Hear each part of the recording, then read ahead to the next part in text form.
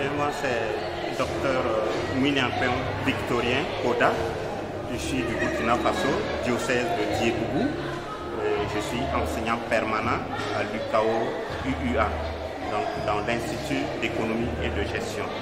Alors, j'ai été associé à ce colloque à la dernière minute pour développer une thématique en lien avec la question anthropologique, philosophique et théologique de la crise écologique. Alors, moi, je me suis proposé... Qu'est-ce qu'on appelle crise écologique? C'est quoi la crise écologique? La crise écologique, aujourd'hui, on entend beaucoup parler de changement climatique, de désordres environnementaux, de pollution, etc. Alors, au niveau social... Donc notre écologie est en crise. Voilà. Donc, nous sommes en crise avec notre habitat, donc notre milieu de vie. Alors, notre milieu de vie et nous avons un rapport constitutif. Donc, ça veut dire que nous ne pouvons pas vivre autrement. C'est comme le poisson et l'eau. Donc, le milieu ambiant d'un poisson, c'est l'eau. Tu le sors hors de l'eau, il ne peut pas survivre. Nous, notre habitat, ce que nous appelons notre milieu écologique, donc, c'est tout ce qui nous entoure. L'air, l'eau, toute la création. Nous avons, j'ai dit, un rapport constitutif. Donc, c'est de cette relation que naît l'économie. C'est de cette relation que naissent nos rapports sociaux entre nous. C'est en regardant, comme dit Saint Paul, la création que nous pouvons contempler la beauté du Créateur. Et ainsi de suite. Donc, il y a ce rapport-là qui est déjà là. Et voilà que il y a comme des désordres gigantesques qui se sont installés dans cet habitat conçu pour être harmonieux, cohérent dans nos rapports. Et dans ce désordre-là, l'humain a une très grande responsabilité. Très grande responsabilité du point de vue de sa consommation, de ses manières, son style de vie toujours plus exigeant, qui demande souvent beaucoup plus qu'il n'en faut. La nature, de façon harmonieuse, avait prévu une certaine restauration. Donc, au fur et à mesure qu'il y a consommation, il y a restauration. Voilà que, on parle de crise démographique, je ne crois pas trop que ce soit fondamentalement ça, mais plutôt l'équilibre, la gestion de cette démographie-là. Donc, tout ça, ça entre un peu dans le débat quand nous parlons de crise écologique. Alors, donc, la démographie qui devait être en harmonie avec le reste de la nature, aujourd'hui, il y a disharmonie.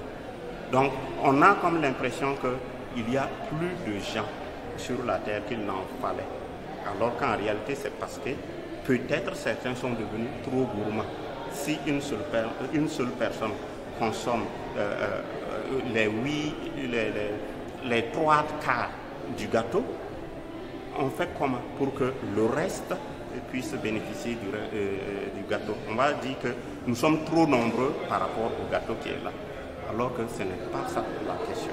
Et donc, cette surconsommation produit des effets pervers au niveau du climat, parce que les émissions de gaz à effet de serre, naturellement, sans l'intervention de l'homme, il y en a, parce qu'il y a aussi des algues qui produisent le dioxyde, qui ont des effets sur l'ozone. Mais c'est venu augmenter de façon exponentielle par l'activité de l'homme. Si on prend seulement ce qu'on appelle le domaine AFAT, donc agriculture, foresterie et autres utilisations de la terre, les experts disent que c'est un très grand contributeur en matière d'émissions de gaz à effet de serre. Alors, donc, et puis, on a le transport à côté. Ça, c'est l'homme. On a l'énergie à côté. Bon, on en consomme toujours, on demande toujours plus. Bon, ça fait qu'on est arrivé à un moment où notre habitat naturel n'arrive plus à nous supporter. Et ça se ressent même dans nos rapports sociaux, puisque les crises, les changements climatiques vont provoquer des désordres naturels qui vont amener des populations à se déplacer. Et le déplacement des populations va entraîner aussi d'autres crises intercommunautaires, évidemment. Bon, celui qui reçoit va se sentir mal à l'aise, celui qui est reçu se sent mal à l'aise, et puis on s'accuse, et voilà, c'est d'autres conflits. Alors, donc, dans cette crise... dans cette crise écologique où les gens donnent un peu dans tous les sens, j'ai parlé de cacophonie, on a ce qu'on appelle les climato-sceptiques. Ça veut dire qui préfèrent ignorer le phénomène, dire que ça n'existe pas. C'est des histoires, c'est des gens qui veulent empêcher les autres de se développer. Et d'autres qui vont jusqu'au catastrophisme, qui exagèrent aussi dans leur prédication. Voilà, par exemple, j'ai parlé entre-temps des Limits of Growth, où on avait fait une projection sur 100 ans, qu'au bout de 100 ans, ça veut dire qu'autour des années 2015, ça devait être la catastrophe. Alors, donc, il y a un peu ce catastrophisme-là. Il y en a qui proposent comme solution, finalement, que, André, il faut enlever l'humain de l'environnement. Ça aussi, c'est exagéré. L'écologisme, ce que j'ai appelé écologisme dénaturalisé. Alors, c'est comme si l'homme ne faisait pas partie de la nature. Il faut retirer l'homme pour que la nature puisse se reconstituer. Et donc, on va te dire non à la consommation de la viande. Il faut être végétarien. Les arbres aussi font partie de la nature. On va dire, bon, il faut revenir à la bicyclette, des moyens non polluants, etc., etc. Bon, en marchant sur l'efficacité aussi. Alors, donc, face à toutes ces propositions que je trouve assez cacophoniques, l'Église a aussi sa voix. Et son analyse, c'est de dire la crise que nous vivons là est avant tout une crise anthropologique. Avant d'être économique, avant d'être sociale, avant d'être, je ne sais quoi encore, environnementale, c'est une crise anthropologique. C'est l'homme qui dysfonctionne. La tête de l'homme et le cœur de l'homme qui dysfonctionnent. Alors, il faut, si on veut corriger, il faut corriger le cœur de l'homme et la tête de l'homme. L'amener à se convaincre que sa tête n'est pas bien, et puis amener son cœur à accepter cela pour revoir un peu son style de vie. Un style de vie plus sobre. Ça veut dire quoi? Se contentant du nécessaire et pas le superflu, c'est pas important. Donc si on décide de se contenter du nécessaire, alors on verra que sur le plan des inégalités, le problème sera résolu et donc il y aura un peu plus de paix.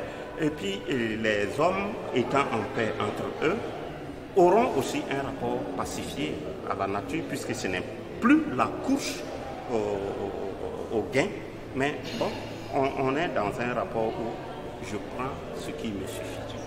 Voilà, donc c'est un peu la prière de notre Père, donne notre pain quotidien, donc ce qui nous suffit.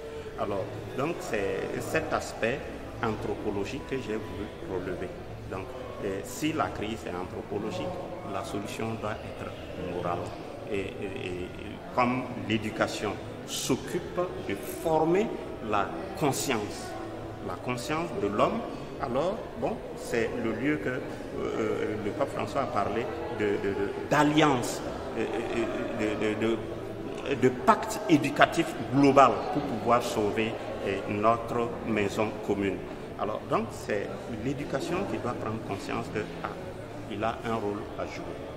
Et donc, c'est en cela que pour finir, j'ai tiré un petit passage du pape François qui est très concret, très pratique, qui donne des pistes pour que je puisse commencer à changer ma manière de voir le monde. Et c'est cela que j'ai appelé le décalogue du pape François, voilà, décalogue écologique, qui consiste à quoi? Voilà, Je vais éteindre la lumière quand je n'ai pas besoin. Ça, voilà. Sobriété par rapport à la consommation de l'énergie.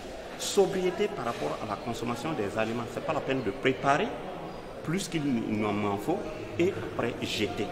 Voilà. Ça fait du gaspillage qui ont un impact puisque je prends toujours davantage. Voilà. Donc, au niveau du transport, si j'ai la possibilité de prendre le transport en commun, voilà, le même véhicule transporte 50 personnes. Pourquoi je ne vais pas le faire et je prends, moi, ma voiture? Ça fait 2 véhicules qui se mettent sur la route alors qu'on pouvait se mettre ensemble. Ou bien, pourquoi ne pas me mettre avec quelqu'un d'autre? Voilà. Quand je choisis ce geste très simple, ça veut dire que je pense à quelque chose. Trier les déchets. Bon, ça paraît assez banal, mais pourquoi je vais trier les déchets? Parce que je sais qu'il y a des déchets biodégradables, des déchets non biodégradables. Alors, et comme je suis venu à en consommer, qu'est-ce que je fais? Je trie pour que les déchets biodégradables retournent à la terre. Le non biodégradable, on réfléchit. Est-ce que ça peut être recyclé? Et pendant combien de temps? Ça, ce sont des questions qui se posent. Voilà. Si je peux éviter de consommer les sachets, produire et consommer. Aujourd'hui, la nature que Dieu nous a donnée, nous avons les feuilles d'arbres, etc. On peut très bien faire les paquets, les emballages à base de feuilles qui vont être décomposés après. Mais pourquoi nous choisissons de faire les emballages à base de plastique qui ne se décomposent plus et qui proviennent de l'énergie fossile? Tout ça, ça fait des demandes supplémentaires qu'on fait toujours à notre environnement. Voilà. Donc, c'est de petits gestes comme ça, là. Jusque même dans la famille, apprendre à l'enfant à dire merci, pardon, excusez-moi, s'il vous plaît. On pense que c'est banal, mais c'est une manière de voir le monde. Alors, et notre attitude envers la nature, c'est quoi? Tant que nous restons dans une zone de non-reconnaissance, voilà, donc il n'y a pas le sentiment d'émerveillement devant ce que nous avons, nous ne savons pas être reconnaissants, on ne voit pas l'aspect don que nous avons reçu. Et quand on a reçu, le comportement est autre que quand on possède à soi-même. Donc, déjà apprendre à l'enfant à dire merci veut dire qu'on lui apprend à savoir qu'on reçoit. Et quand on reçoit, il y a une attitude de reconnaissance, pas seulement envers celui de qui on a reçu, mais aussi envers les autres. Donc on reçoit pour transmettre. Voilà. Donc pardon, pour dire qu'on sait reconnaître que on se comporte mal parfois par rapport à notre environnement. Voilà. Dire s'il vous plaît, pour dire que on se met dans une attitude de dialogue permanent, même avec la nature que le pape François considère comme parmi les plus fragiles. Donc nous devons aussi porter la fragilité de notre sœur, la nature que Dieu nous a donnée. Je vous promets une suite à cette intervention. Nous viendrons à vous. Juste une petite parenthèse sur votre tenue vestimentaire. On vient à un panel, des prêtres se mettent en costume. Vous arrivez avec une tenue traditionnelle ou culturelle? Bon, je ne sais pas. Ça me plaît de le faire. Hein, parce que bon, je suis vous êtes un éducateur, je suis fier au hasard d'être burkinabé. Ah d'accord. Bon, et donc le faso d'Anfani est à la mode au Burkina. Et donc, ça veut dire que ma manière d'apparaître en public doit dire que je suis burkinabé. Donc la question culturelle, identitaire est importante. Deuxièmement, sur le plan économique, le Burkina est un pays producteur de coton. Donc parmi les cultures de rente que nous avons, c'est le coton, qui a aussi ses problèmes. Alors, et le coton, comme dans tous nos pays, suit la ligne de l'exportation, qui ne crée pas de valeur ajoutée, donc qui ne crée pas assez de richesse pour les gens. Alors qu'une économie transformationnelle aurait voulu que ben, ce coton-là, si c'est nous qui en avons besoin, et nous en avons besoin, on le transforme sur place. Et en le transformant sur place, il y a de la valeur ajoutée. Il y a création d'emplois. Alors, donc, j'ai dit, et nous sommes en train de parler des questions écologiques. Voilà ce que mon environnement immédiat m'apporte. C'est tiré de mon environnement immédiat, c'est tiré du travail de mes parents paysans, c'est tiré du travail des artisans, les artisans locaux, depuis la vieille femme en train de filer, jusqu'à la jeune fille en train de tisser, jusqu'au tailleur en train de coudre, voilà, et de broder. C'est tout ce monde-là que je célèbre, je valorise pour dire que voilà, ils ont une certaine relation cohérente avec leur environnement et c'est ça qu'il faut promouvoir. J'ai choisi de me mettre en vert, voilà, parce que je sens que la couleur verte comme la couleur de la nature. Donc vous avez affaire à la jeunesse aussi. Bon, ouais. Pour être en ancrage. C'est un peu ça. Toutes ces valeurs-là qu'il faut pouvoir communiquer. Donc, ne serait-ce que par la manière d'apparaître. Voilà. Nous vous remercions. Et vous aurez une suite à cette entrevue. Okay. Merci. Et merci pour votre travail, pour la communication.